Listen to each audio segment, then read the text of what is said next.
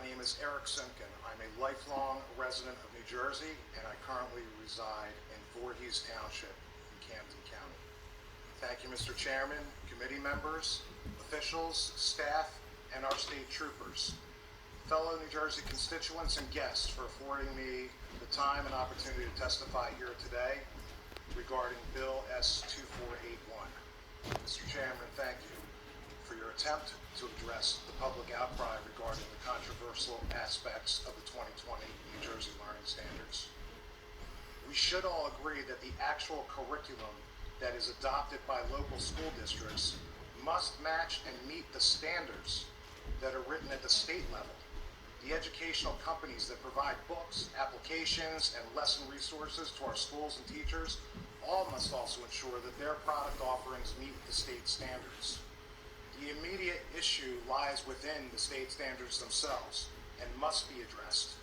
Like much of the curriculum and policies, these standards were written and adopted during a complete lockdown. The public had no idea what was coming, and I can assure you there are many people in our state that stand firmly against the standards, and they're very concerned about their children's education, health, and safety in the public school system today. There are many districts across the state with concerned parents, residents, and other stakeholders who have been shut out, silenced, discriminated against, and not heard by their local district board of education members, officers, and board solicitors. I would be happy to discuss my personal experiences in my local district. I've attached a couple of the legal notices that I've received on behalf of the local board of education and their lawyers.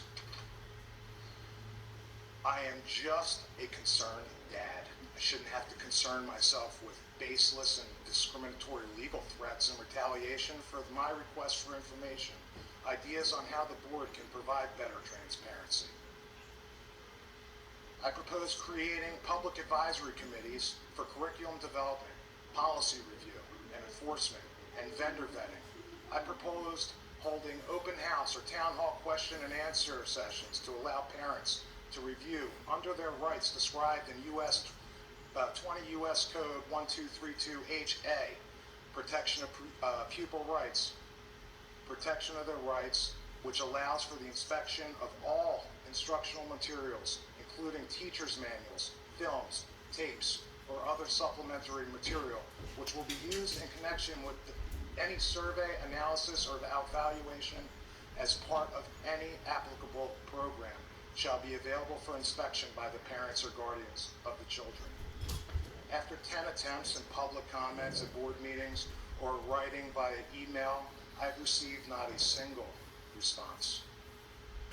4 members of our State Board of Education stated the following in a letter to Governor Murphy, and I paraphrase, quote, "Members of the New Jersey State Board of Education are requesting that you voluntarily open a re-examination of the standards by conveying a committee of experts, educators, parents, and various stakeholders to review the 2014 and 2020 standards to examine some potential adjustments.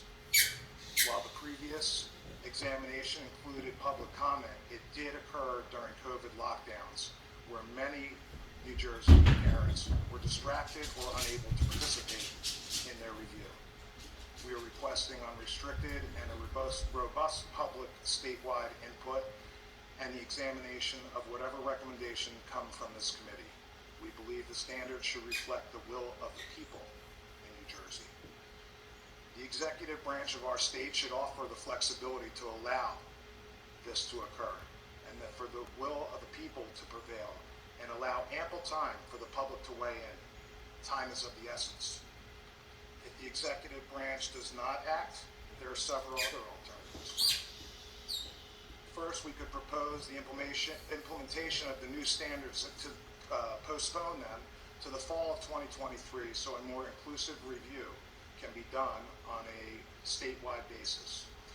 2, immediately deploy a grassroots campaign of both legislative committees and the State Board of Education.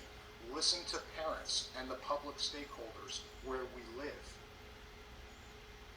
in a constituent, convenient, local level too many concerned citizens who cannot attend the hearing in Trent.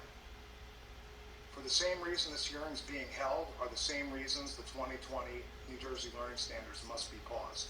The public has been very vocal in its display of discontent. Gaining the public trust is at stake.